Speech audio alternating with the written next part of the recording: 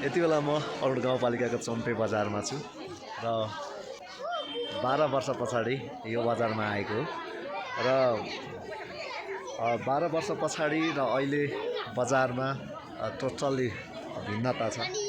हिजो 12 वर्ष अगाडि आउँदाखेरि यो बजार मा एकदम राम्रो मानिसको भिड सहितको बजार लाग्ने गर्दथ्यो, तर अहिले त्यो मैले पाइनँ 12 वर्ष पछाडि आउँदाखेरि।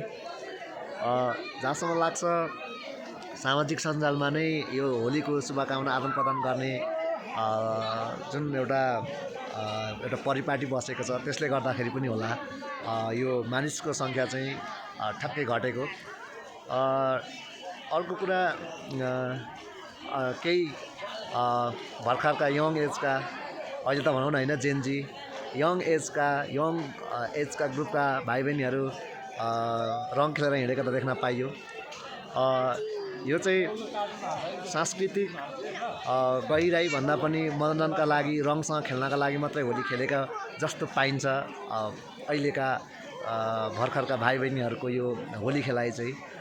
र यो बजारलाई यति बेला म निहालिरहेको छु, हेरिरहेको छु र आजको होली तपाईँहरूलाई म देखाउने छु है त। हाम्रो चेलीबाट ग्रहण गऱ्यो है सुरुको चाहिँ बोलाइ छ हाम्रो चेलीहरूबाट लगायो है सुरुको हाम्रो होली। 82 को होली चाहिँ हाम्रो चेलीहरू लाएर सुरु गरियो। अर्को चेली चाहिँ यता लाउनु मिल्दैन, खै म पनि लगाइदिन्छु, म पनि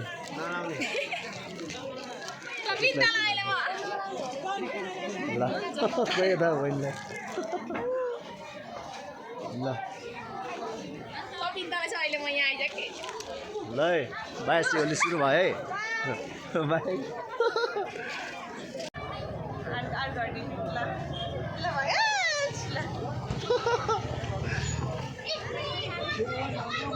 ऊ सजना हाम्रो गाउँको चेलीहरू है ल